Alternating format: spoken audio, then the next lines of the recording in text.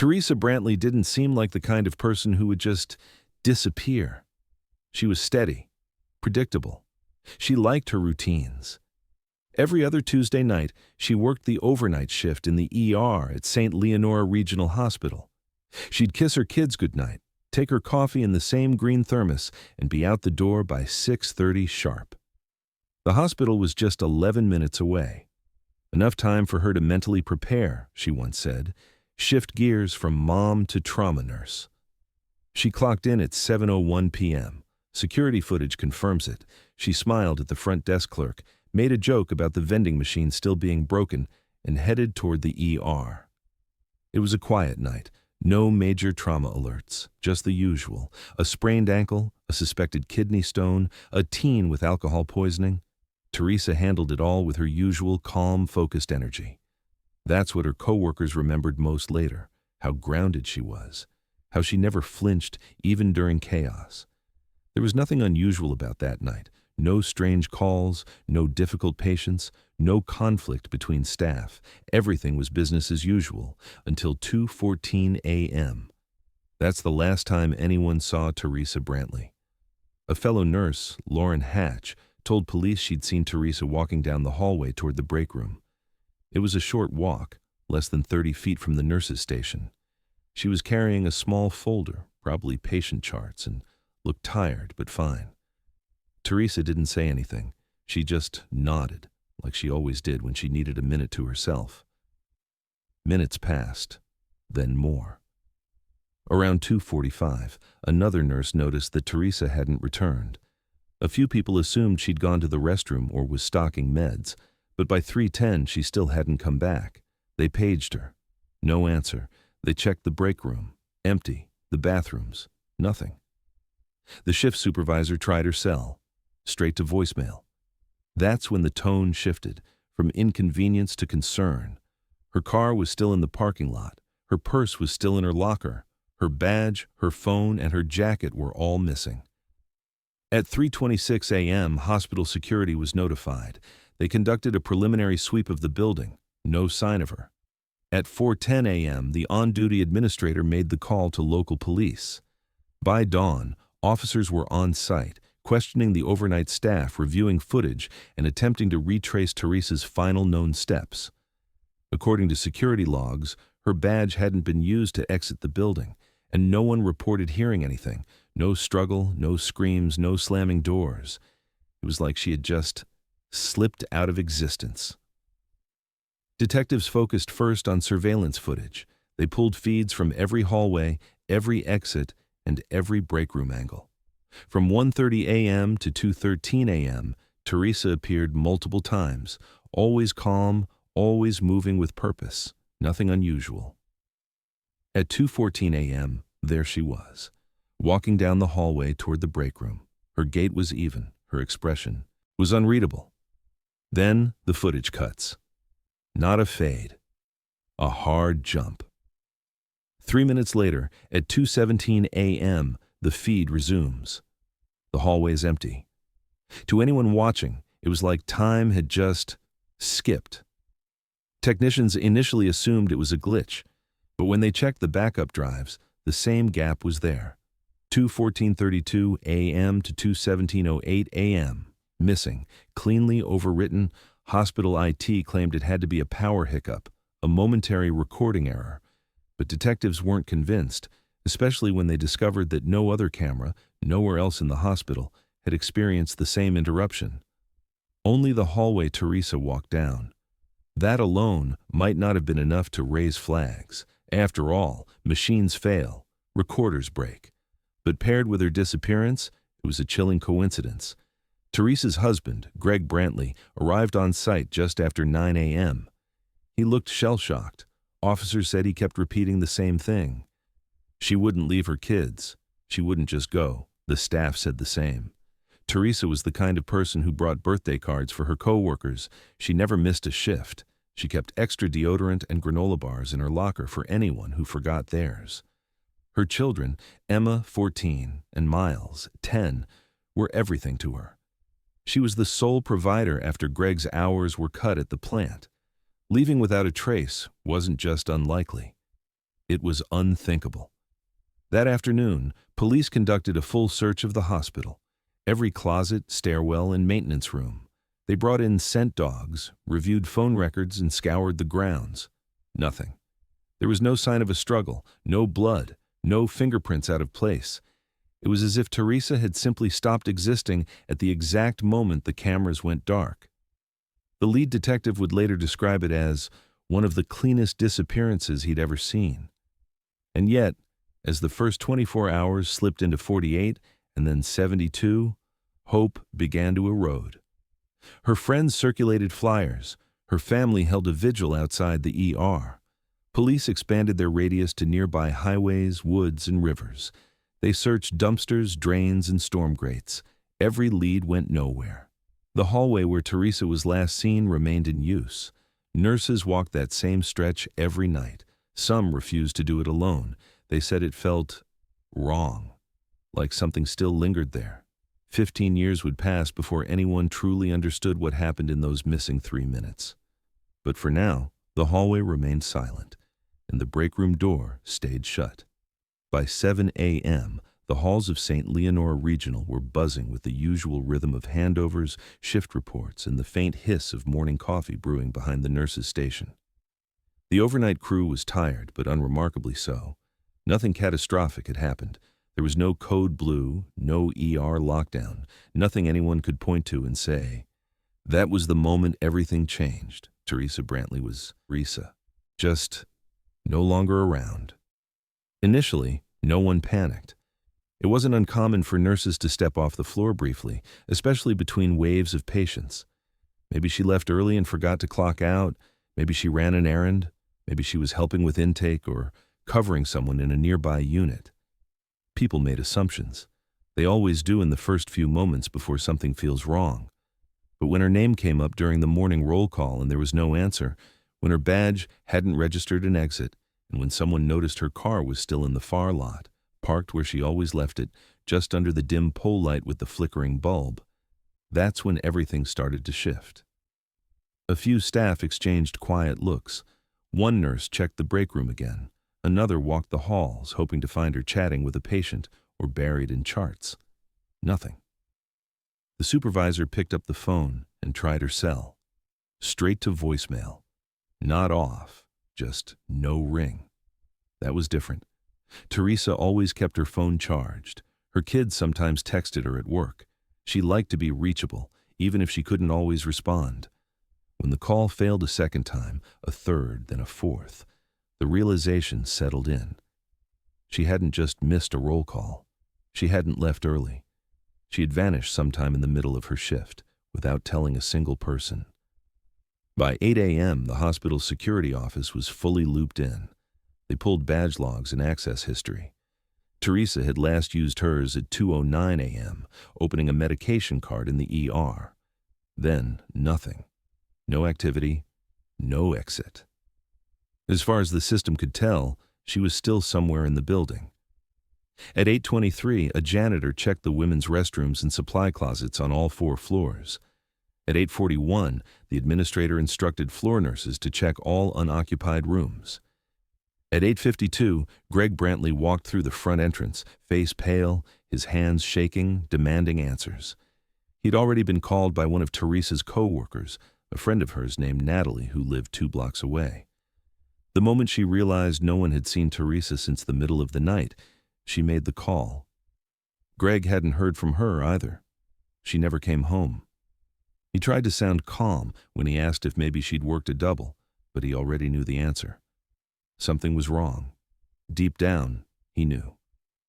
He filed a missing persons report within 15 minutes of arriving. The officer on duty didn't push back. There was no wait 48 hours talk. Teresa was a nurse, a mother, a married woman.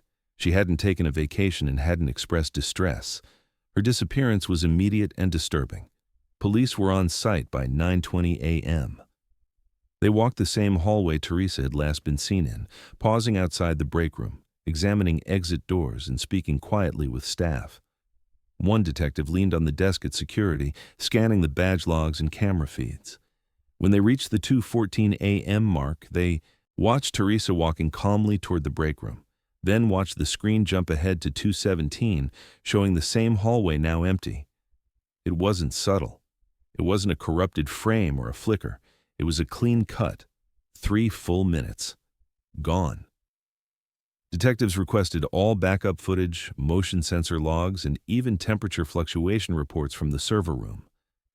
IT insisted it had to be a technical glitch. That didn't sit right with anyone.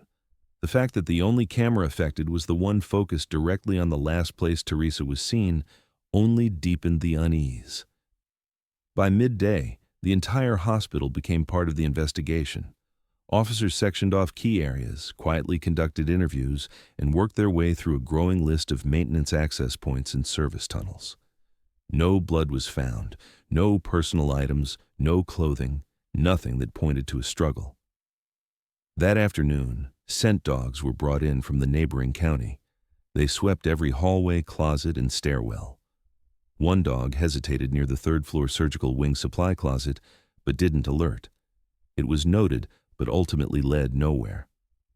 Outside, a search perimeter was established in a 2-mile radius. Woods, drainage ditches, service roads. They checked dumpsters, reviewed maintenance schedules, and even questioned delivery drivers. Teresa hadn't driven off. She hadn't walked out. She hadn't made a single digital footprint since her last badge swipe. Greg sat in the small, windowless family consultation room near the ER, the same room typically used to deliver bad news to loved ones. He barely spoke. He just kept looking at the door, as if expecting Teresa to walk in and make everything make sense again. By nightfall, it was clear this wasn't a misunderstanding. It wasn't a nurse skipping town or having a crisis. This was a disappearance. A complete vanishing inside a secure building with limited exits, multiple cameras, and a staff of over 30 people on duty. Word spread quickly. The staff started whispering. Patients picked up on the tension. A nurse from ICU asked to be walked to her car. A CNA cried during her shift. Nobody knew what to think. It wasn't just fear, it was disbelief. People don't disappear like this, not in hospitals, not surrounded by people, lights, and surveillance. But Teresa Brantley had. She had walked into her shift and never walked out. And as day 1 became day 2, the weight of that silence only grew heavier. By the 3rd day, the tone inside St. Leonora had shifted from confusion to quiet suspicion. The shock of Teresa Brantley's disappearance hadn't worn off, it had hardened. Conversations dropped when someone walked into the room. Staff began glancing over their shoulders. The silence didn't feel respectful anymore. It felt loaded. That morning, a nurse named Jessica Reed walked into the administrative office to report something she wasn't sure was relevant. She'd lost her badge. She hadn't noticed until her backup ID wouldn't let her into the narcotics cabinet. At first, she figured she'd dropped it in the parking lot or maybe left it at home. But when security pulled her card history, they found something odd. Her badge had been scanned at 2:16 a.m. inside the hospital 3 nights earlier. The exact night Teresa disappeared, the exact minute the cameras went dark. It wasn't just the timestamp that stood out. It was the location, 3rd floor surgical wing, storage closet 3B, an area closed to non-surgical staff. That closet was rarely accessed during night shifts, especially by ER personnel. It wasn't part of Teresa's rounds, and more importantly, that door didn't have a camera above it, just an old motion sensor light. Security flagged it immediately. Jessica swore she hadn't been on the 3rd floor that night. Her supervisor confirmed it. She'd been assigned to pediatrics on the 1st floor, and shift logs backed that up. Her badge had either been cloned or stolen.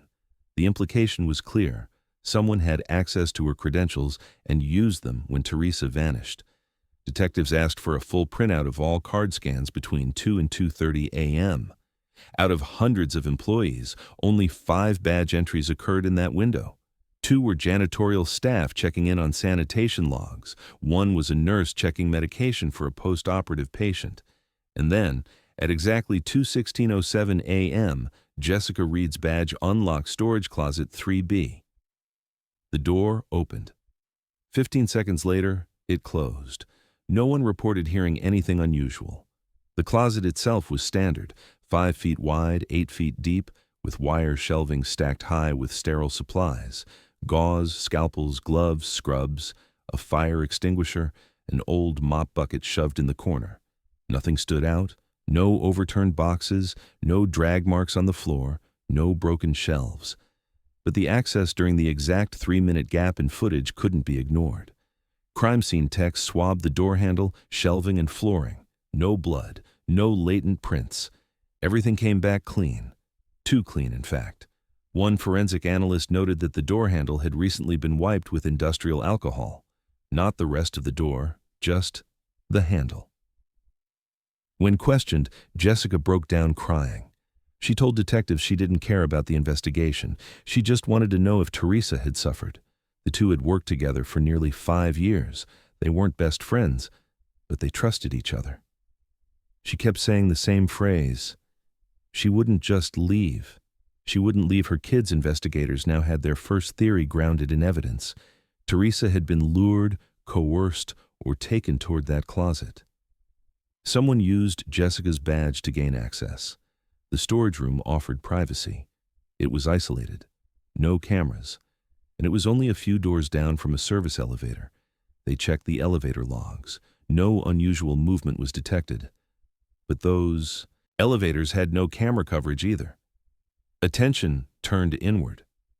For the first time, the focus of the case narrowed to hospital staff. Someone who knew the layout, someone who had badge access or the means to get it. Police requested polygraph tests for every employee who worked the overnight shift. Most agreed without hesitation. One did not. The surgical tech assigned to overnight sterilization, Darren Lyles, refused. He wasn't on the ER floor that night. He worked one level up, cleaning and prepping surgical instruments in the sterilization unit. When asked about his movements, Darren said he never left the floor. He claimed to have taken his break around 1:45 a.m., then resumed duties by 2:10. His badge showed no hallway or door access during that window. But that didn't mean much. The sterilization wing required no badge entry once inside. Only a few cameras existed, and none near the rear stairwell that connected to the third-floor hallway where Storage 3B sat. When detectives pressed, Darren shut down. He asked for a union representative, then a lawyer. HR files revealed something else. 3 months before her disappearance, Teresa had filed a confidential complaint. The recipient, hospital HR. The subject, harassment. The name listed, Darren Lyles.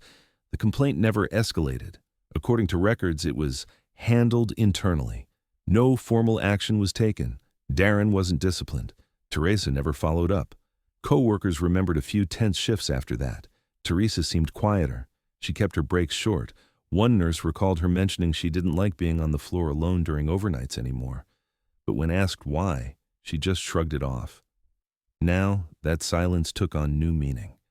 Police couldn't compel Darren to take a polygraph. They couldn't arrest him, at least not yet. No physical evidence tied him to the badge, no fingerprints, no footage, just overlapping access, a prior complaint, and a 3-minute window that had swallowed a person whole.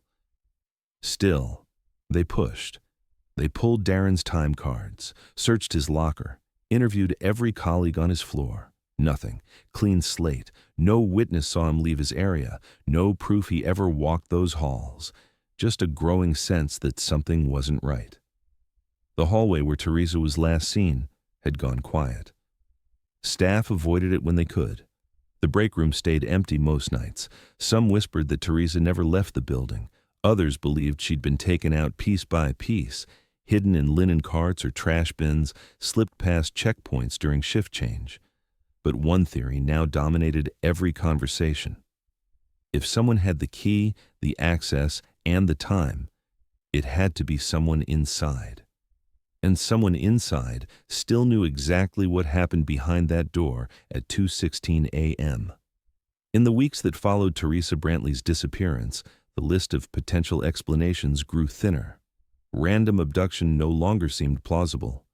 The idea that she had willingly walked away from her children, her mortgage, her life, no longer entertained. Investigators kept circling back to the same unavoidable fact. She disappeared in a building under constant surveillance, surrounded by co-workers behind locked doors. Someone had to know something, and that someone was likely inside. There were 27 hospital employees on duty during Teresa's shift. Nurses, aides, clerical staff, janitors, and 2 surgical technicians. All were questioned, and all were asked to submit to polygraph examinations. 26 agreed. 1 didn't. Darren Lyles. He was 39. Quiet.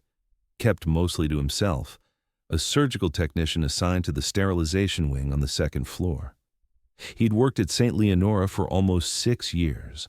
Clean employment history, no criminal record, no formal reprimands. On paper, he looked like every other long-term staffer.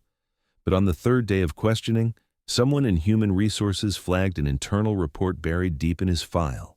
A harassment complaint filed 5 years ago, months earlier, by Teresa Brantley. The complaint was marked informal and labeled resolved. Teresa had alleged inappropriate comments and unwanted attention during overlapping break periods. She had asked not to be scheduled in overlapping shifts. There had been no investigation, no disciplinary action, just a vague administrative note that the issue was addressed. When detectives asked hospital management why they hadn't flagged the report earlier, no one had an answer. When Darren was asked about the complaint, he claimed it had been blown out of proportion. He said he'd made a dumb joke in the break room, that Teresa overreacted, and that HR had cleared him. He denied ever approaching her again after that incident. But when pressed on his movements during the night of the disappearance, his answers got more defensive. He refused to clarify whether he had accessed the 3rd floor, refused to say where he was between 2:10 and 2:25 a.m., refused the polygraph. The next day, he submitted a letter of resignation. 2 days later, he was gone. Moved out of state, no forwarding address provided. To investigators, it was a glaring red flag. But a red flag isn't evidence. The hallway camera footage didn't show him. The badge system didn't log his ID being used. There were no witnesses placing him on the 3rd floor that night. No fibers, no DNA, no fingerprints. Nothing that could tie Darren to the 216 access of Supply Closet 3B. The system showed that Jessica Reed's badge had been used to open the door, but it didn't say who held it. Whoever did it had been careful. Gloves, maybe. Quick, in and out in 15 seconds. The absence of evidence didn't slow the suspicions. Darren's refusal to cooperate cast a shadow over the entire investigation. People began to talk. Nurses swapped stories about moments that felt off, passing comments Darren had made in the way he lingered outside rooms. One CNA recalled a time he'd waited just a little too long outside the break room door when Teresa was alone inside. But none of it was actionable. None of it could be proven. And in the middle of all of it was Teresa's family, struggling to understand how someone could vanish inside a place that was supposed to be safe. Her daughter, Emma, was only 14 at the time. In interviews, she described the weeks before her mother disappeared as tense. She said Teresa had been more distracted than usual, that she checked the locks twice before bed. She asked more often about where Emma and her brother were going and when they'd be home. She even mentioned once, offhandedly, that there was someone at work she didn't trust. Emma never thought much of it at the time. But later, every word took on new meaning. Greg, Teresa's husband, described a different kind of shift. He said she'd become less talkative and more closed off. When he asked if everything was okay, she brushed it off. She said she was just tired, burnt out. ER work could do that. And it had been a hard winter. He blamed himself for not pushing harder. Detectives built out a timeline based on every key entry, shift log, and staff witness. The working theory, though never officially confirmed, was that Teresa had encountered Darren in that 3rd floor hallway. Maybe she confronted him. Maybe he followed her. Maybe he had taken Jessica's badge earlier in the shift, intending to use it for something minor, harmless even. But the moment spiraled. Maybe they argued. Maybe he panicked. But without a body, without forensic evidence, everything remained speculation. The hospital issued a statement saying it was cooperating fully with the investigation and had instituted a full internal review of workplace safety procedures. But no charges were ever filed, and over time the institutional memory began to fade. A new set of nurses came in, security procedures were updated, keycard logs were more closely monitored, but Teresa's name wasn't spoken aloud much anymore. Not in meetings, not during shift changes. Her family never stopped asking questions. They never stopped showing up to vigils, never stopped reminding people that something awful had happened in that building and that the silence didn't make it go away. In the official case files, Darren Lyles remained a person of interest, but legally he was just another former employee. He had moved to Iowa, got remarried, worked at another hospital for a time, then left. No new complaints were reported, no new allegations surfaced. He lived quietly, but for those who worked that night, who remembered the 3 minutes of missing footage and the door that shouldn't have opened, the story never really ended. And in the middle of that silence sat one truth that no one could deny.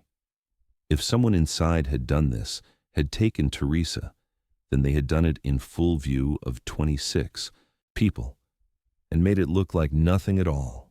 6 months had passed since Teresa Brantley vanished inside the walls of St. Leonora Regional. By then, her photo was no longer taped to the staff bulletin board.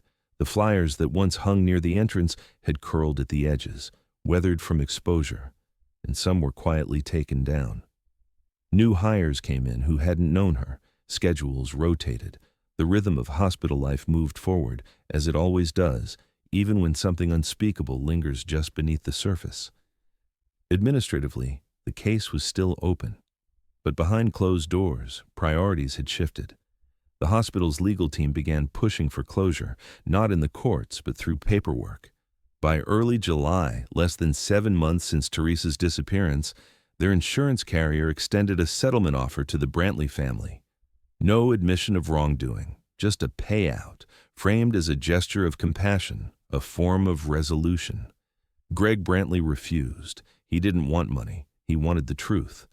But he was advised by his attorney that dragging the hospital into a wrongful death suit without a body or conviction would go nowhere. And with 2 kids to support, mounting bills, and no new information from police, Greg reluctantly accepted a reduced agreement, enough to keep the house, barely enough to breathe. Shortly after the settlement, a maintenance team cleaned out Teresa's locker. Her shoes were placed in a cardboard box along with her stethoscope, half-used lip balm, and a photo of her kids tucked behind the mirror. The box was delivered to Greg's front porch in silence. No call, no warning. Just a taped-up package left beside the welcome mat. When Emma opened it, she shut it again almost instantly and pushed it into the coat closet. It stayed there, unopened, for years. The hospital installed a small memorial plaque outside the ER. It read, "In memory of Teresa Brantley, dedicated nurse, beloved mother." It was mounted beside the nurse's station near the main supply room, not far from the hallway where she'd last been seen. A few staff paused when it was unveiled. A handful cried. But within days, it faded into the background, something you passed without really seeing. Officially, the police continued their investigation. But without new leads, the case grew cold. No new evidence, no witnesses stepping forward. Darren Lyles had vanished into anonymity. The closet on the 3rd floor had been reopened and resealed. Surveillance upgrades were discussed, but never fully implemented. The moment was slipping, and the institution seemed content to let it fade. Inside the hospital, the silence deepened. Nurses stopped talking about it during breaks. They worked their shifts, clocked out, and left quickly. A few who had been close to Teresa transferred to other units. One resigned. Whispers that once circled around possible suspects or theories began to disappear, not out of resolution, but exhaustion. Some feared losing their jobs if they spoke too loudly. Others simply couldn't bear to rehash something that offered no closure. But outside those walls, Teresa's family refused to let go. Greg used part of the settlement to hire a private investigator. Her name was Carla Mendez, a former state trooper with a reputation for cold case work. She started with the hospital floor plans, walked the halls, and requested access to old surveillance footage. Most of her requests were denied. She submitted formal subpoenas. They were delayed or dismissed. Still, she kept digging, interviewing staff who'd quit, contacting retired administrators, reviewing case files line by line. Emma, now 15, had stopped going to school dances. She refused to join any after-school clubs. Her world became narrowed to school, home, and the occasional walk to the cemetery, where she'd sit beside the headstone that had been placed, even though there was no grave beneath it. The date of death read, "Missing since December 3rd, 2009. For her, that day was louder than any funeral. Each December after that, the Brantleys held a candlelight vigil in front of the hospital. The first year drew over 100 people, nurses, community members, and even a few local news outlets. By the third year, it was just family and a few friends standing in the cold. Emma always lit the final candle. Greg always said the same words. She didn't walk out of this building. Someone took her, and someone knows Carla continued sending updates to Greg every few months. Most were short. No new movement. Interview declined. Still following up? The leads she chased grew thinner. A badge clone theory. A potential sighting out of state that turned out to be a dead end. At one point, she investigated the possibility that Teresa had been moved through the laundry system, hidden in a linen cart, and taken off-site. The company that handled the hospital's laundry refused access to their facility records without a court order. That angle dried up, too. By the fourth year, Greg had stopped asking for daily updates. Not because he didn't care, but because he couldn't keep reliving it. He took on extra shifts at the garage. Emma applied for college scholarships. Miles barely remembered the sound of his mother's voice. They lived, day by day, in the shadow of something unspoken. And yet, even as the world moved forward, new policies, new staff, new hospital leadership, one fact never changed. Teresa had vanished on a shift surrounded by people, locked doors, and surveillance systems designed to prevent exactly this. No one saw her leave. No one admitted to being with her. No alarms, no panic. Just a silent hallway and 3 minutes of missing time.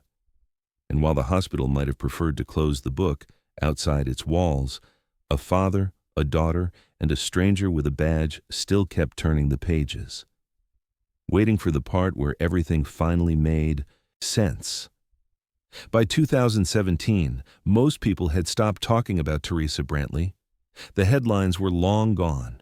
The hospital had changed hands, new logos were painted over old signs, and the hallway where she was last seen had been remodeled, different floors, different lighting, and different staff.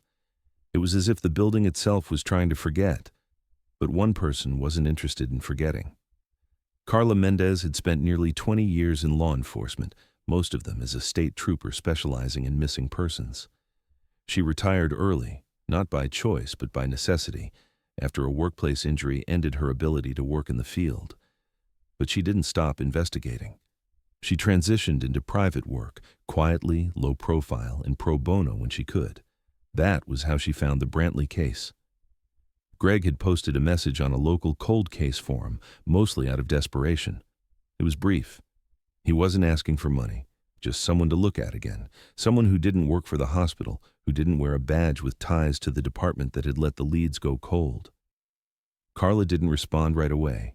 She read through every publicly available document first, watched every local news clip, read every Reddit thread, every theory. Then she called Greg herself. Her first question wasn't about what happened that night. It was about what didn't happen after. She flew out a week later, stayed in a rented studio across from the hospital, and walked the halls alone on a quiet Sunday evening. She stood in front of the break room. She followed the route toward the third-floor supply closet. She noted the camera angles, the blind spots, and the fire exit at the end of the hallway that had no camera coverage at all. Her first step was simple: recreate the timeline. The official investigation had leaned heavily on digital data, badge logs, video timestamps, shift reports. Carla wanted to compare that to human memory. So she started from scratch. She found 16 people who had worked that night in 2009. 11 agreed to talk. Most of their stories hadn't changed. Some had grown foggy. But one person stood out: Luis Carranza. He had been a part-time maintenance worker, At the time, I was 52 years old. English was his second language, and according to original records, he had clocked out around midnight that night, citing nausea and dizziness. There was no incident report, just a handwritten note from his supervisor confirming he'd left the premises. Luis had never been considered a person of interest, but Carla found a problem. While cross-referencing building maintenance logs for that week, she found an entry made in Luis's name for 2:38 a.m., an equipment check on a faulty air duct in the third-floor west wing, the same wing as the supply closet. The log was entered manually, signed by hand, and filed with maintenance paperwork, not HR. It had never been reviewed by police. Carla reached out to Luis's daughter. Luis had passed away in 2015. Heart failure. But his daughter agreed to meet. She remembered her father mentioning the hospital from time to time. He hadn't liked working nights, said the building felt strange after midnight. When Carla asked if he'd ever mentioned the Brantley case, the daughter grew quiet. She said he had once, only once. He'd told her something bad had happened at work, and that he wished he hadn't been there that night. But when she pressed, he wouldn't say more. That was enough for Carla to keep digging. She went back through the building's janitorial records, specifically the nightly cleaning schedules. One caught her attention, dated the night Teresa disappeared. On it, someone had written, "Check 3B smell," in a blue pen, circled twice. It was unsigned, and the sheet had never been included in the original evidence files. It had been buried in an old filing cabinet in the building's archive room. When she brought this to the department liaison assigned to the Brantley case, she got polite interest but no promises. The case was still open, yes, but reopening an active field investigation would require new physical evidence, not just inconsistencies. So Carla took it further. She requested the remaining floor logs from the third floor, specifically shift assignments and cleaning rotations for the month leading up to the disappearance. She wanted to know who was routinely around that closet. She cross-referenced badge swipes, repair entries, and incident reports. A name kept appearing: Alan Morse. He was a full-time facilities technician, mostly background. No complaints, no red flags. But his name was listed as having completed 10 maintenance checks near the supply closet in the 6 weeks leading up to Teresa's disappearance. No one else came close, and he had been scheduled for a full shift on the night Teresa vanished. When she checked his badge log, something jumped out. He never used his badge that night. No entrances, no supply room access, no exit scan. And yet, payroll confirmed he clocked in. Witnesses from that shift remembered seeing him in the cafeteria around 1 a.m. He wasn't on any of the original suspect lists, but Carla's instincts told her this wasn't a coincidence. She began building a profile.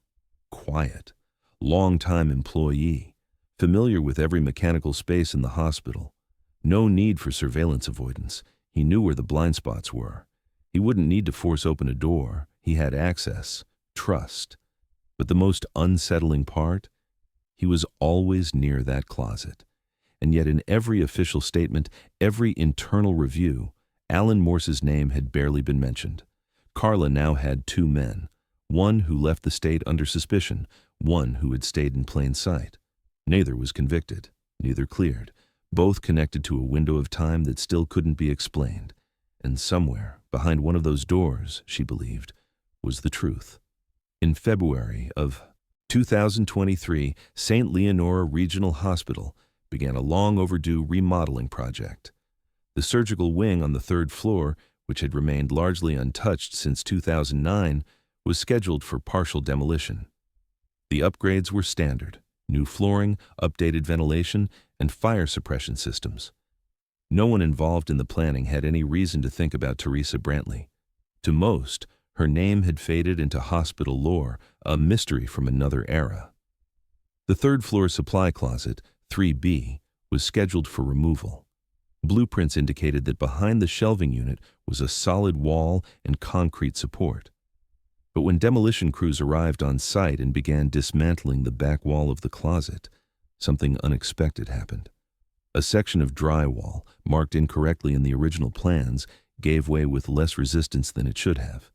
It broke inward, revealing not structural material, but a hollow cavity. At first, contractors assumed it was an old utility shaft. Hospitals of this age were full of strange architectural quirks, abandoned ductwork, old crawl spaces, forgotten conduit runs. But when one of the workers leaned into the opening and directed a flashlight down the narrow passage, he saw something he couldn't explain. A shoe, faded, small, jammed between the wall and a rusted pipe. Further in, something else caught the light, a piece of cloth, then a tangle of what looked like wire, but wasn't. They stopped work immediately. Within the hour, police were called to the scene. By nightfall, the building had been cordoned off and the entire third floor closed to staff. Investigators brought in mobile lighting and ventilation. The space behind the wall turned out to be a narrow vertical shaft, less than 3 feet wide, hidden between the supply closet and an outdated air duct system. It ran nearly the full length of the surgical wing. No access panels, no documented maintenance purpose, no known entry point. Inside the cavity, partially wedged behind a rusted pipe and collapsed insulation, were human remains. The bones were severely decomposed. Time and humidity had stripped most organic tissue. But several identifiers remained: fragments of dark green scrubs, strands of long brown hair, and a rusted name badge that had fused to the fabric of the collar. A laminated photo ID, faded but legible, was recovered from beneath a torn sleeve. It was Teresa Brantley. Dental records confirmed it 3 days later. The announcement shook the community. News stations returned to St. Leonora for the first time in over a decade. Headlines ran with the words no one ever expected to see. Missing nurse found inside hospital wall. Inside the shaft, forensic examiners found more than bones. Along the interior drywall, pressed near the area where Teresa's body had been wedged, were faint scratch marks. Parallel lines, uneven, some shallow, some deep. The angles suggested they were made by fingernails. Investigators couldn't determine how long she may have been conscious after the injury, but the marks indicated a struggle, someone trying to escape or at least signal that they were still alive. An autopsy was performed, despite the condition of the remains. The medical examiner's report cited blunt force trauma to the skull, a single crushing blow to the back of the head. The fracture pattern was consistent with a cylindrical object, something heavy, rounded, and consistent with hospital-grade fire extinguishers. The same kind is issued on every floor of St. Leonora, including the third-floor surgical wing. It was murder. The timeline investigators had built all those years ago, the missing 3 minutes of footage, the supply closet opened at 2:16 a.m., the silence that followed, was now redefined. Teresa hadn't left the hospital. She hadn't been smuggled out or hidden off-site. She had been behind a wall, feet from where her co-workers walked every day, her body sealed in a space no one thought to look. The hidden shaft was not on any blueprint issued during construction. Carla Mendez, who had remained loosely in contact with Greg Brantley over the years, returned to the site as soon as the discovery made headlines. She reviewed the old building plans once again. None of them showed the cavity, but a few hand-drawn schematics, recovered from a retired city planning department employee, hinted at something. A planned maintenance corridor that was later canceled during construction due to budget cuts. Instead of being removed, it was simply sealed over. Whoever placed Teresa there had known that. They had to have known the building, knew the exact closet that backed against it. I knew the angle, the wall structure, the silence of that floor during the overnight shift. It wasn't random, it wasn't desperate, it was calculated. And it worked. For 15 years, the truth had been less than 10 feet away. Teresa's family had walked past it. Her co-workers had eaten lunch on the other side of that wall. Security upgrades had been installed just inches from where she lay. Every theory, every hopeful guess about where she had gone, was wrong. Greg received the call at 7:42 p.m. the night the remains were confirmed. Emma was in the room with him. She said he didn't speak for almost a full minute. Then he asked one question. Did she suffer? The answer didn't come easily, and as police reopened the criminal investigation, this time as a homicide case, the focus returned to those who had worked that shift, who had access, Who knew the floor better than anyone else, and whose names had appeared, quietly, again and again, near that closet? Because whoever had sealed that wall had done it knowing no one would look. Until now. The autopsy results arrived 1 week after Teresa Brantley's remains were recovered. The lead pathologist described the condition of the body as expected for someone sealed inside a humid, oxygen-starved cavity for over a decade. There was no soft tissue to speak of, only skeletal remains and decayed remnants of her uniform. But the bones still held the truth. There was a single fracture at the base of the skull, wide, blunt, catastrophic. The force had crushed the occipital bone inward, likely killing her instantly or rendering her unconscious within seconds. There were no other signs of trauma, no defensive wounds on the arms, no broken fingers or ribs. Whatever had happened to Teresa that night had been swift, direct, one calculated strike. The shape of the injury told its own story. The indentation wasn't random. It was cylindrical, rounded along the edge, and matched the profile of a common object found throughout the hospital, an industrial fire extinguisher. St. Leonora had used the same model for years, issued to each wing, including one mounted directly outside Closet 3B. The bracket where that extinguisher once hung had been replaced sometime in 2011 due to equipment damage. That detail had never meant much before. But now, it reads differently. Carla Mendez requested access to historical equipment logs. It took weeks. Some files were missing, others were mislabeled. But one document caught her attention, a facilities maintenance report dated 2 weeks after Teresa's disappearance, submitted by a technician named Alan Morse. It described a damaged extinguisher on the 3rd floor. The description said it was bent at the nozzle and no longer fully pressurized. The cause was listed as unknown. It had been replaced and discarded off-site. Carla's pulse quickened. She went back to every log Alan Morse had signed off on in the 2 months surrounding Teresa's disappearance. His name showed up repeatedly, small things mostly. Light bulb changes, ventilation checks, door alignment issues. But something stood out. He had signed a door maintenance report for Supply Closet 3B just 2 days before the disappearance. The reason? Sticking latch. But no work order followed, no fix was recorded. It was as if the complaint had vanished after being noted. She pulled his personnel file.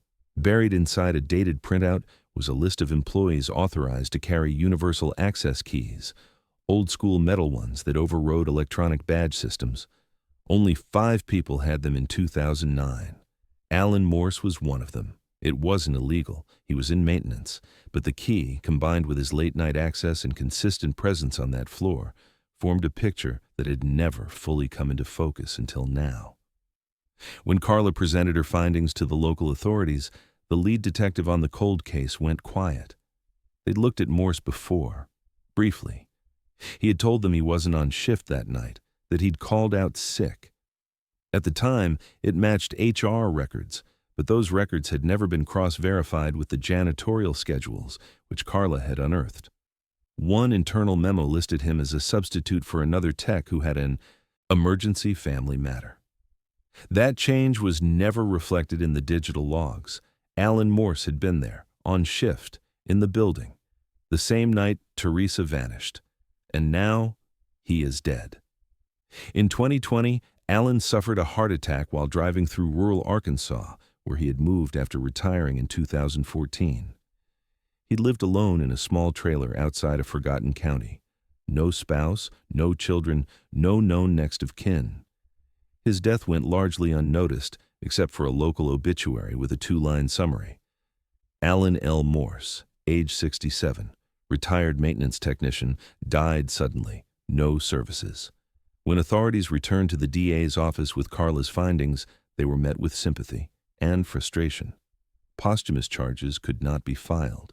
Without a living suspect, there would be no trial, no arrest, no formal justice. For Teresa's family, it was a bitter form of closure. Emma, now in her late 20s, had long carried the weight of uncertainty. She told reporters that part of her had always hoped her mother was still out there, held somewhere, or lost with amnesia.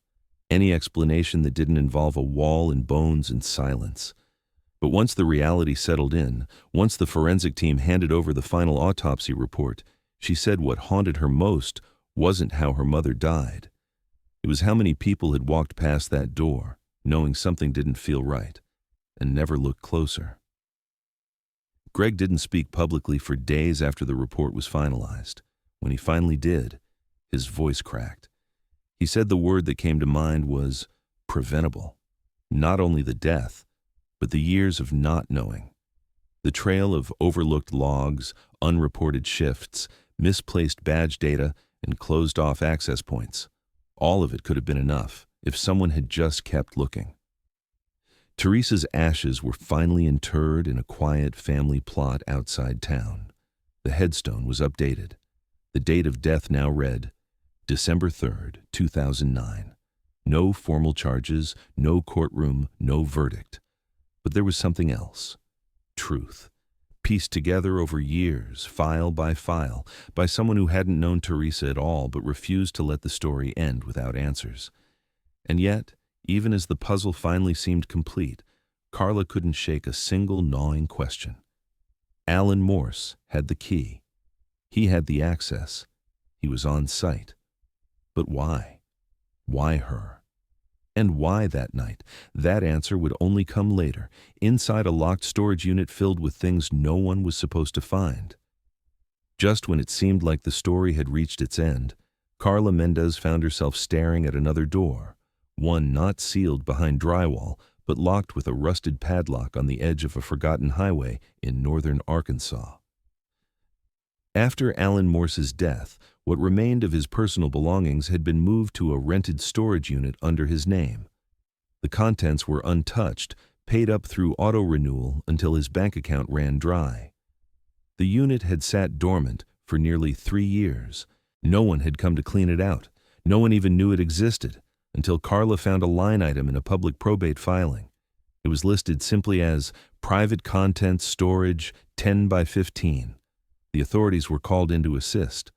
What they found wasn't overwhelming in volume. An old workbench, a few worn uniforms, tools, broken electronics, and a single plastic crate tucked in the back corner, locked tight.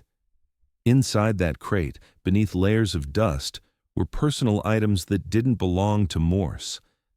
There was a delicate silver necklace engraved with a name that didn't match any known relative. A faded photo. A hospital ID badge cracked at the corner but still legible. The name, Rachel Mendez, registered nurse. Cedar Hills General Date of Hire, 1993. Carla knew the name before she even finished reading it. Rachel Mendez had gone missing from her night shift in 1996. It was a small hospital in Missouri, 2 hours from where Morse had lived at the time. Her case had gone cold decades ago. The similarities were eerie. She had last been seen walking toward a storage closet. Her purse was left behind. No forced entry. No known enemies. The security system had gone offline for less than 5 minutes due to a routine update. Rachel was never found. Now, nearly 30 years later, her ID badge was sitting in a plastic box beside another item that shifted the entire narrative. A worn, cloth-bound diary. And it belonged to Teresa Brantley. No one in her family had ever mentioned it, not because they were hiding it, but because they didn't know it existed. It wasn't found in her locker or among her belongings. It had never been logged into evidence. Somehow, at some point, it had ended up in the possession of the man now believed to be responsible for her death. The diary was short, no more than 30 pages. Most of it contained routine entries, notes about the kids, reminders for grocery runs, and a list of Christmas gifts she planned to buy. But the final 3 entries changed everything. The first was dated November 16, 2009. She wrote about feeling uneasy at work, that someone had been standing outside the break room for longer than necessary, that she'd heard footsteps, but no one appeared. She assumed it was a patient or maybe a staff member playing a prank. She didn't name anyone, but she mentioned that it had happened more than once. The second entry was more specific. November 22nd. She described a recurring pattern, clocking into her overnight shift and noticing a maintenance cart left in unusual places, always near the 3rd-floor stairwell. She began to feel like someone was anticipating her route. She wrote that she no longer took breaks alone, that she kept her phone in her pocket even though it was against policy. Again, no names. The final entry was dated the night before she vanished, December 2nd, 2009. She wrote, "He's always waiting. Doesn't say anything. Just stands there until I notice, then disappears. I told Lauren about it. She thinks I'm being paranoid. Maybe I am. But something's not right. I'm not sleeping well. I keep thinking I hear someone in the house when I'm alone. If this gets worse, I'll talk to HR again. But I don't want to make a scene. I just want to finish the week." That was the last thing she ever wrote. Carla handed the diary over to investigators. The writing was authenticated. The ink, the pressure of the pen strokes, it all checked out. Teresa had known something was wrong. She had sensed it. And she had kept it quiet, unsure whether to trust her instincts or risk seeming irrational. Now, with the badge of another missing nurse in the same box, investigators had no choice but to reconsider the scope of the case. What if Teresa hadn't been the only one? What if Alan Morse had done this before? The Cedar Hills Police Department reopened Rachel Mendez's file. Her family was notified. They were stunned. They hadn't received a call about her case in over 20 years. Rachel had no known connection to Alan Morse until employment records confirmed he had worked at Cedar Hills General from 1994 to 1997.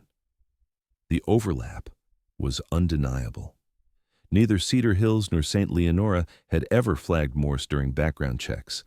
He had no criminal history, no formal complaints. He blended into the structure, quiet, reliable, familiar with the gaps in the system, the crawl spaces, the keys, the closets no one ever questioned.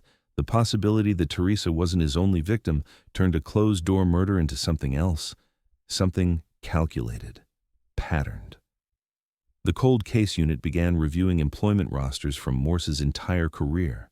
Other missing persons reports were pulled. Similar circumstances, nurses, female, late shifts, no forced entry.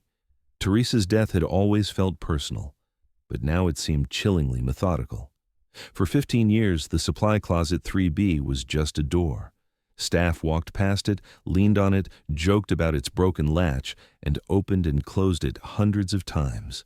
New nurses stocked gauze and gloves without giving it a second thought. Administrators logged it as a storage room. Police searched it with flashlights. No one questioned the drywall. No one asked why the blueprints didn't match the sound of the knock on the back wall. And in that silence, Teresa Brantley was right there, watching everything pass her by. The closet had never been empty. It had been full of a secret no one wanted to see. The discovery of Teresa's remains behind the wall brought a moment of clarity that felt almost cruel. After years of agonizing silence, the truth came all at once, undeniable, brutal, and final. She hadn't vanished. She hadn't run. She hadn't been taken far. She had died feet away from the people who cared about her, behind a wall they believed they had already searched. She had screamed, maybe, or scratched, or tried to move. And no one heard. Her killer, Alan. Morse would never face trial. He was already gone. But the evidence, the pattern, and the diary, especially the diary, spoke louder than any testimony ever could. The system had failed Teresa, not once, but again and again, starting long before the night of December 3rd, 2009. In the months that followed the recovery of her remains, lawsuits were filed against St. Leonora Regional. The hospital issued a formal apology, acknowledging lapses in safety protocols, oversight failures, and a lack of due diligence following Teresa's disappearance. But an apology wasn't enough. Greg Brantley, now in his early 50s, sat across from attorneys and explained how his children grew up sleeping with their bedroom lights on, how Emma refused to go into hospitals for years, how every noise in the night became something worse than it was. Emma gave her first and only public interview shortly after the diary was authenticated. She sat in the same chair where her mother had once worked overnight shifts, holding the cloth-bound book in her hands. Her voice was steady, not rehearsed, not performative, just tired. She read the final entry out loud, the one where her mother wrote about being watched, about feeling like someone was always just out of view. She paused halfway through, not to cry, but to breathe. Like someone who'd carried a weight for so long, she forgot what it felt like to set it down. When she finished, she looked up and said, she knew, and no one listened. No one interrupted her. Public outrage simmered online. Petitions were launched to audit other hospitals where Morse had worked. Investigative journalists dug into his employment history. 2 more missing women were identified in the regions where he had lived, both nurses, both vanishing under similar circumstances. Neither case had been tied to him at the time. Now they were being re-examined under a different light. But there was no confession, no smoking gun, just a growing pile of circumstantial evidence, a string of disappearances, and one sealed wall that had held the truth for far too long. The case of Teresa Brantley was now classified as solved, but no one on the task force used that word. Not comfortably, not with conviction, because the questions that mattered most didn't have answers. Why her?